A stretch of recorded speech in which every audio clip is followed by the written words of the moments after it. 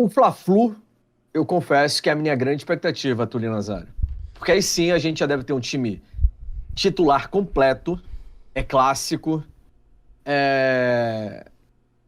e os caras já não vão estar fazendo o primeiro jogo. O primeiro jogo é sempre muito mais difícil, pode ser o time inteiro titular, profissional, mas é sempre mais difícil porque os caras precisam de ritmo, né? Até Sim. tempo de bola, tal. Os caras passaram quase 2 meses aí viajando com família, tal, festa. É diferente dessa rotina de entrar em campo toda hora. Então, quando volta no primeiro jogo, sente, é inevitável, né? Então, por isso que eu digo, ele vai usar alguns titulares contra o Boa Vista, mas a minha grande expectativa é que o time do Flamengo mostre algo no Fla-Flu. Aí a gente pode começar a cobrar, então. Era até o planejamento inicial, né? Seria esse retorno somente no Fla-Flu. E assim, é um começo de temporada, a gente sabe que, como você colocou muito bem, jogadores, que uma coisa é você treinar, né, e passar bastante tempo ali, fazendo trabalho tático, físico, outra coisa é você estar com a bola rolando pra valer, um jogo valendo 3 pontos, é uma outra situação. Então, nesse início, pode ser que o Flamengo até goleie o Fluminense, porque também passa pela mesma situação. E lembrando, né, o Fluminense tá vamos dizer assim, todo o seu planejamento voltado para pré-Libertadores. Eles têm jogos importantes, já logo nesse começo de temporada, muito antes do Flamengo, né, lógico, tirando o Carioca. Então, eu não sei nem se o Fluminense vai colocar aí qual a equipe do Fluminense que vai a campo. Então, mas assim, eu acho que a expectativa é lógico vai ter ali falta de ritmo, né? Falta de tempo de jogo, aquela coisa toda que a gente já conhece. Mas já é aí acho que a minha maior, vou dizer assim, o que eu mais quero ver é como será taticamente postado e formado esse time do Paulo Souza. A gente vai vendo ali no profissional, na base, esses jogos, tanto na Copinha, como agora também nesses 2 jogos do Carioca, algumas mudanças e, né, eu sempre falo aqui, né, acompanho o coluna do Fla.com, né, que noticiou que o Paulo Souza estava ali conversando e planejando junto com o Fábio Matias esse início de Carioca. Então já tem dedo ali do treinador português, então pode ser que a gente veja algo parecido no time profissional. Porém, a gente viu hoje Volta Redonda jogando ali com 2 linhas defensivas, né, povoando bastante o meio de campo, que era onde o Flamengo tentava, né, organizar suas jogadas e tendo dificuldades. E aí, como foi muito bem colocado por vocês, o Fábio Matias acabou não tentando nada diferente. Por quê? O meio-campo estava congestionado, então você ia tentando jogar pelas pontas, ou com o Marcos Paulo pela esquerda, ou com o Wesley pela direita. E nada além disso. E aí você viu um lampejo de um Thiaguinho, um Matheus França, fazer uma outra boa jogada ali. Será que isso vai se repetir no profissional? Então, assim, será bem interessante ver, porque o Wesley, por mais que ele seja lateral direito, quando o Flamengo estava com a bola, o Flamengo se fazia uma linha lá de 3 zagueiros e ele estava praticamente jogando como ala. Tanto que todas as jogadas de linha de fundo pelo lado direito era com o Wesley e no lado esquerdo com o Marcos Paulo. Será que no profissional agora, no profissional vai ser assim? Felipe Luiz vai ter esse gás? Vai ser bem interessante esse Fla-Flu, Simon. Expectativa aí sim vai estar em alta. Nazário, o Beto Limas e o Jailton Brito aqui no chat estão lembrando do pênalti que não foi dado para o Flamengo. Pênalti claro, né? A gente viu. Bateu na mão do zagueiro ali, o cara impediu a continuidade da bola. Poderia ter sido o lance que decidiria a partida, poderia ter sido o lance que abriria a porteira para o Flamengo fazer mais, e o árbitro não deu.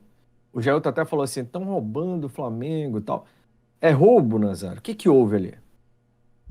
Minimamente a gente pode dizer que é falta de capacidade técnica do trio de arbitragem, né? Porque foi nítido, né? O braço, a gente até comentou no intervalo, o braço estava afastado do corpo, então, nitidamente, pela regra, aquilo ali caracteriza-se penalidade máxima.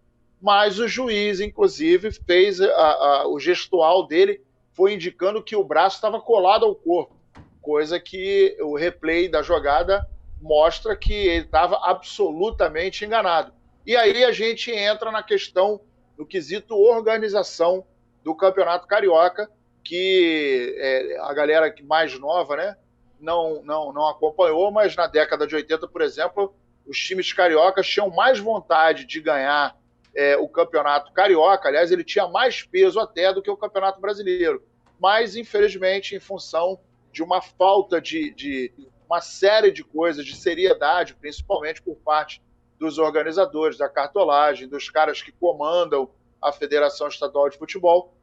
O futebol acabou, o Carioca acabou acontecendo o que a gente está vendo. Num jogo que hoje a gente não pode dizer é um jogo que não é importante. Claro que é importante, todos os jogos do Campeonato Carioca são importantes. E aí, por determinação, sei lá de quem, não foi utilizado na primeira rodada, na segunda rodada também não, na terceira rodada não será, somente em clássicos e num outro momento do Campeonato Carioca. E aí a gente nota que, por exemplo, hoje, se o Flamengo faz 1-0, a história do jogo ia mudar. Obviamente, o Volta Redonda ia se abrir um pouco mais, não ia ficar satisfeito com a segunda derrota em 2 jogos, e aí, de repente, o jogo tomaria uma outra tônica, né? De repente o jogo se transformaria de alguma maneira, porque o Volta Redonda se veria obrigado a sair e o Flamengo, de repente, ia acabar se aproveitando. Ou não, de repente poderia empatar, virar, mas enfim, o fato é que o pênalti foi claro e a arbitragem, lamentavelmente, mais uma vez demonstrando que falta profissionalismo, principalmente nesse quesito arbitragem, se equivocou, assim a gente espera que tenha sido um equívoco, né? Tomara que ele veja o replay da jogada e o mais interessante é o seguinte, a gente vê que quando o técnico perde, ele fala, o jogador fala, pede desculpa e tal, mas num erro como esse não vem presidente da comissão de arbitragem, não vem ninguém da federação, o juiz não pode dar uma entrevista e fica por isso mesmo. Errou, tá errado, tá tudo certo e vida que segue. Agora, é uma vergonha um campeonato, né, carioca não ter o VAR em todas as partidas. É absurdo isso. Né, cara? Pô, e aí o erro de hoje, se tivesse o VAR, eu acredito que teria sido revisto o lance e marcado a penalidade. E aí eu pergunto, né, até que ponto isso interfere no próprio campeonato? Porque você segue ali toda a primeira fase praticamente de uma forma, né? E aí depois ali nas semifinais e finais você coloca o árbitro de vídeo que você não teve, ou você faz tudo com ou sem, pô.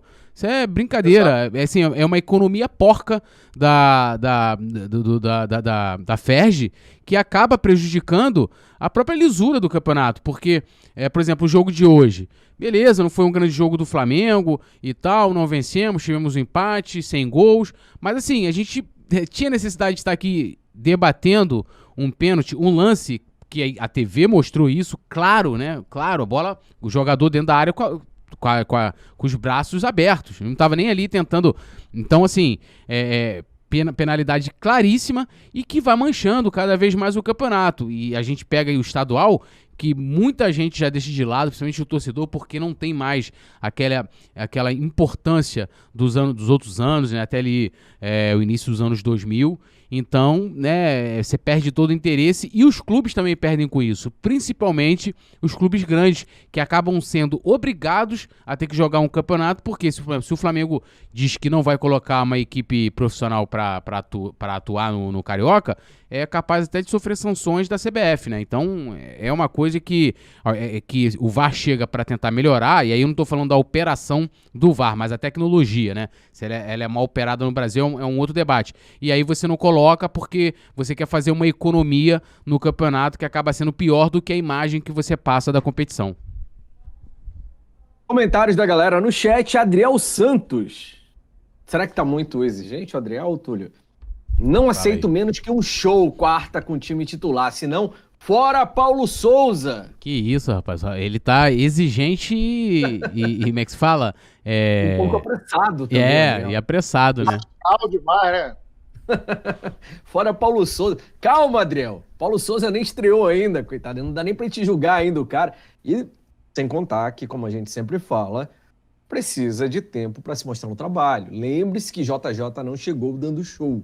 Em compensação, depois de algumas semanas, meses, a gente viu um time começando a engrenar e dar resultado ao longo prazo. Vicente Flá, Nazário, o que esperar de um árbitro que tem o mesmo nome da mãe? Não tem o mesmo nome da mãe? Porque no primeiro momento, quando a gente lê o nome, pensa que é uma mulher.